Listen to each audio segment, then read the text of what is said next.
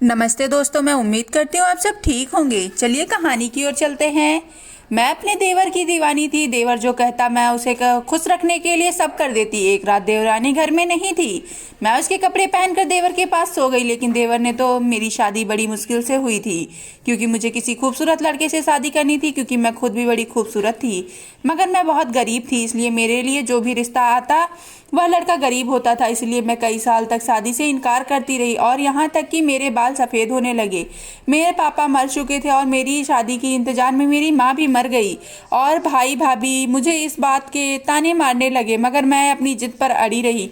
मैं चाहती थी कि मेरा पति मेरी तरह ही खूबसूरत हो और अमीर भी हो, क्योंकि मैं गरीबी से तंग आ चुकी थी। पर एक दिन मेरी ख्वाहिश पूरी हो गई, और मेरे घर वालों ने मुझे एक लड़के की फ़ोटो दिखाई जो बहुत हसीन और खूबसूरत था। और जिस दिन वह मेरा रिश्ता लेकर आए, मुझे उसके सूट बूट का लड़का बहुत मालदार लगा। मेरे पाँव सातवें आसमान पर थे।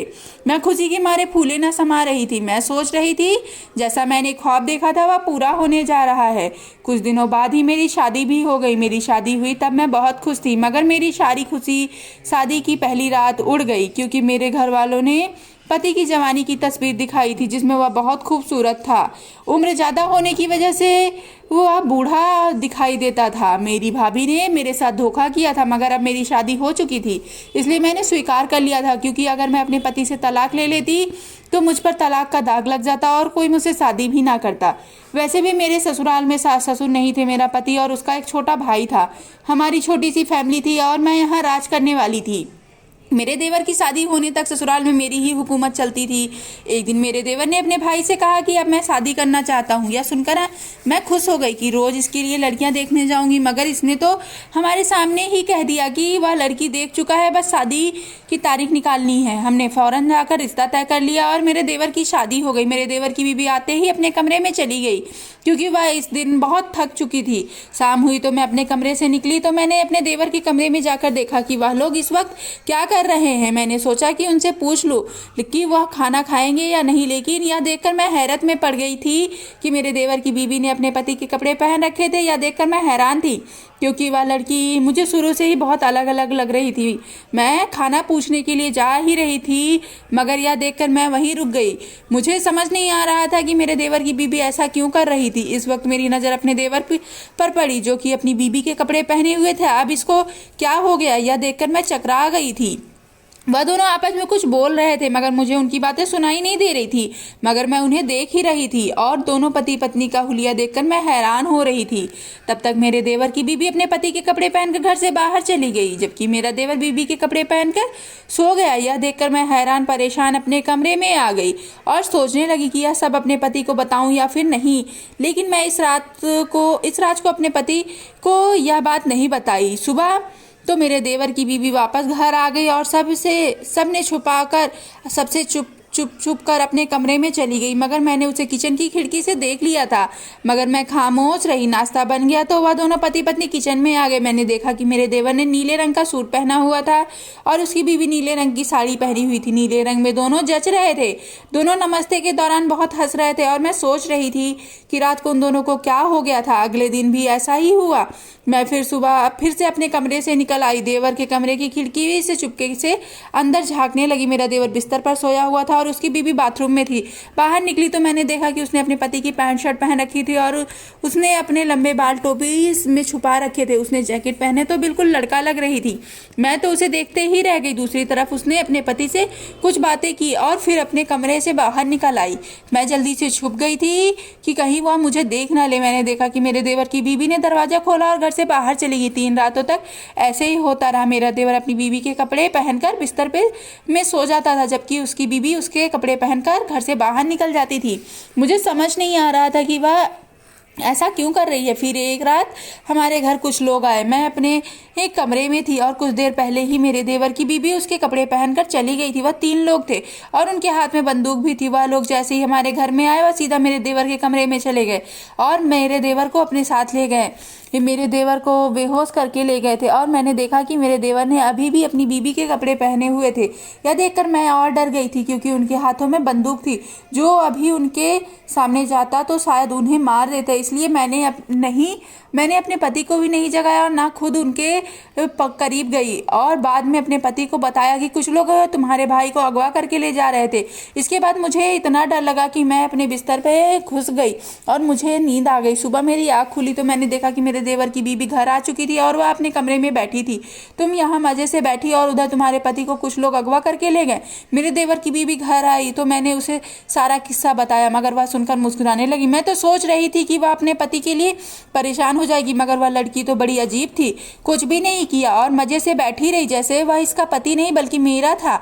मुझे तो अपने देवर के अगवा होने पर बहुत अफसोस था। मैं तो यह सोच कर परेशान हो रही थी, न जाने मेरे देवर ने कुछ खाया पिया भी होगा या नहीं, उसकी हालत कैसी होगी। उसके जाने के बाद मैं लगातार रो रही थी कि कहीं उन लोगों ने मेरे देवर को मार ना दिया हो। मैं तो यह सोचकर ही डर रही थी, क्योंकि मुझे तो अपने देवर से बहुत ज़्यादा मोहब्बत थी। उसकी बीबी की तरह पत्थर दिल नहीं थी, मेरा दिल तो बहुत नरम था। इसलिए मैं जल्दी से अपने कमरे में गई, अपने पति को सारी बात बता दी। यह सुनकर वह भी परेशान हो गए, क्योंकि उसका एक भाई था जो कि उसे बहुत प्यार करता था। इसीलिए वह मुझसे पूछने लगे वह कौन लोग थे। यह सुनकर मैं उन्हें बताया कि मैंने उन लोगों को नहीं देखा था, मगर मैं इतना जानती हूँ कि तुम्हारे भाई की बीबी बहुत चालाक लड़की है।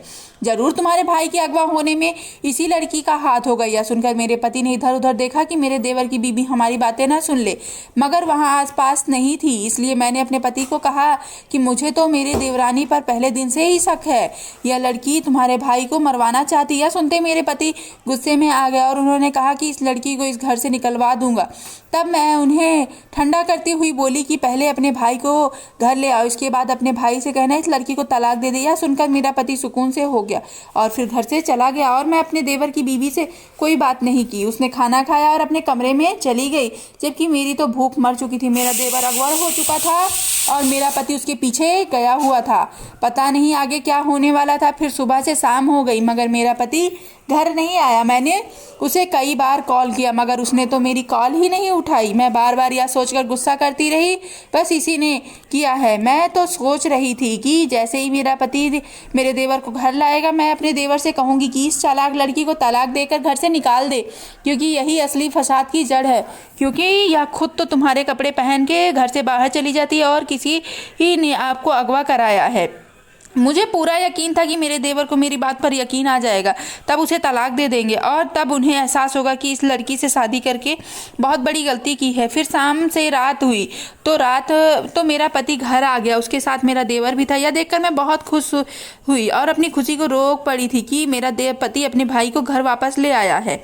अरे तुम कहाँ चले गए थे? मैंने तुम्हें बहुत याद किया और तुम्हारी बीवी ने तुम्हारे जाने से बहुत खुश हो गई। मैंने फ़ोन से अपने देवर को सारी बातें बता दी थी, उसकी बीवी जाकर उसे कुछ ना बता दे, इसीलिए मैंने पहले ही सब कुछ बता दिया था। मैं अपने देवर को उसकी बीवी की हकीकत बता देना चाहती थी ताकि दोबारा उसके साथ ऐसा ना हो, लेकिन उस वक्त मेरे देवर की बीवी आ गई और कहने लगी मैं तो तुम्हारे जाने से बहुत परेशान हो गई थी और अपने कमरे में बैठी तुम्हारे आने की रब से दुआ कर रही थी। यह सुनकर मैं हक्का बक्का रह गई कि यह लड़की कितनी झूठ बोल रही है। पहले पति को अगवा करवा लिया और अब उसके सामने मासूम बन रही थी ताकि वह इसे तलाक देकर घर से ना निकाल दे। यह सुनकर तो मुझे गुस्सा आ गया और मैं अपने देवर से बोली तुम्हारी बीवी झूठ बोल रही है, यह सब इसी ने किया है और तो यह तुम्हें मरवाना चाहती थी, इसीलिए तुम इसकी बातों में मत आना और इसे तलाक देकर इस घर से निकाल दो, क्योंकि तुम्हारी बीवी तुम्हारी जान की दुश्मन है और इसने ही तुम्हें अगवा करके रखने का प्लान बनाया था। यह सुनकर उसकी बीवी हक्का बक्का रह गई और मेरा देवर हैरत में मुझे देखने लगा, मगर मैंने सोच लिया था कि इस लड़की को अपने घर से आज निकलवा ही दूंगी, इसीलिए मैंने अपने देवर को सब सच बता दिया। यह सुनकर मेरा देवर अपनी बीवी को तलाक देने लगा था, मगर इससे पहले ही मेरे पति ने इसे रोक दिया। यह देखकर मैं अपने पति की तरफ देखने लगी कि उसने अपने भाई को क्यों ऐसे करने से रोक दिया। आज इस लड़की को तलाक मिल ही जाता तो मुझे सुकून मिल जाता। मैंने अपने पति से पूछा कि तुम्हें अपने भाई को ऐसा करने से क्यों रोक दिया? यह लड़की इस घर की दुश्मन है, इसे अभी इस घर से निकाल देना चाहिए। यह आवाज़ सुनकर मेरा पति कहने लगा मैं सारी हकीकत जान चुका हूँ कि यह इस घर की दुश्मन नहीं बल्कि तुम इस घर की दुश्मन हो। यह सुनकर मैं हैरत में आ गई कि मेरा पति यह क्या कह रहा है। मैं तो अपने पति और देवर से बहुत प्यार करती थी, मैं उनके दुश्मन कैसे हो सकती हूँ? यही बात मैंने अपने पति के मुंह पर कह दी। क्या यह सब तुम तुम्हें इस लड़की ने बताया? मेरे पूछने पर मेरे पति गुस्से में आ गए और कहने लगे, यह सब किया धरा तुम्हारा है। मैं इस वक्त इस सच को जान लिया था। जब मैं अपने भाई को लेने गया था, उस या उसकी बीवी ने नहीं किया था, बल्कि इसके पीछे तुम्हारा हाथ था। अपने पति की बात सुनकर मैं हक्का बक्का रह गई। इस घर के लिए मैंने क्या कुछ नहीं किया था, मगर यह घर वाले मुझ पर ही इल्जाम लगा रहे थे। मैंने अपने देवर की तरफ देखा और मजलूम सा मुंह बनाकर उससे कहा, या मैंने नहीं किया, या मुझ पर इल्जाम लगा रहे हैं। यह कहकर मैं रोने लगी। तभी मेरे पति ने एक वीडियो मेरे सामने चला दी, जिसमें वह 3 लोग थाने में खड़े नजर आ रहे थे और वह मुजरिम मेरे खिलाफ पुलिस को अपना बयान दे रहे थे कि हमने जिस आदमी को जिसके घर से अगवा किया था, उसकी भाभी ने हमें इस काम के लिए पैसे दिए थे। यह सुनकर मैं बिल्कुल चुप हो गई। जबकि वीडियो देखने के बाद मेरे देवर की बीवी मेरे पति से कहने लगी, क्या आपने अपनी बीवी की हकीकत अभी देखी है? मैंने उसी दिन देख ली थी, जब भाभी छुपकर हमारे कमरे में देखती थी। तब मुझे एहसास हुआ कि यह मेरा घर बसने नहीं देंगी। मैं उन्हें अपने पति से दूर रखने के लिए यह तरीका निकाला था कि मैं अपने पति के कपड़े पहनकर बाहर जाने की एक्टिंग करती थी और मेरा पति भी जाहिर करता था जैसे वह रात भर अपने कमरे में अकेला हो। लेकिन ऐसा नहीं होता था। मैं थोड़ी देर बाद ही घर वापस आ जाती थी। लेकिन मैं चाहती थी कि यह बात भाभी आपकी बीबी को पता ना चले, इसीलिए मैं सुबह सवेरे कपड़े पहनकर घर आने की फिर से एक्टिंग करती थी। अपने देवर की बीवी की बात सुनकर मैं हैरत में पड़ गई। लेकिन तुमने यह सब क्यों किया? मेरे पति ने मेरी तरफ देखा तो मैंने अपना सर झुका लिया। लेकिन अब आप सबके लिए मेरे सामने मेरी असलियत जाहिर हो चुकी थी, इसीलिए छुपाने का कोई फायदा नहीं था। दरअसल मुझे मेरा पति नहीं बल्कि मेरा देवर पसंद था। मैंने सोचा था कि मेरा पति बड़ा है, वह कुछ सालों बाद मर जाएगा तो मैं अपने देवर से शादी कर लूंगी, क्योंकि वह मेरी तरह खूबसूरत था। इसलिए मैं चाहती थी कि उसकी शादी ना हो, मगर इससे तो मैं तो अपनी ही मर्जी से शादी कर ली और मुझे इसकी बीवी से नफरत सी हो गई और मैं चाहती थी कि मेरा देवर अपनी बीवी को तलाक देकर घर से निकाल दे। इसीलिए मैंने इसके अगवा होने का प्लान बनाया। मेरा प्लान नाकाम हो गया। यह सुनने के बाद मेरे पति ने मुझे इसी वक्त तलाक दे दिया। जो मैंने अपनी देवरानी के लिए गड्ढा खोदा था, मैं खुद ही उसमें गिर गई। दोस्तों, आपको यह कहानी कैसी लगी कमेंट बॉक्स में ज़रूर बताइएगा। धन्यवाद। मिलते हैं कल फिर से एक नई कहानी के साथ।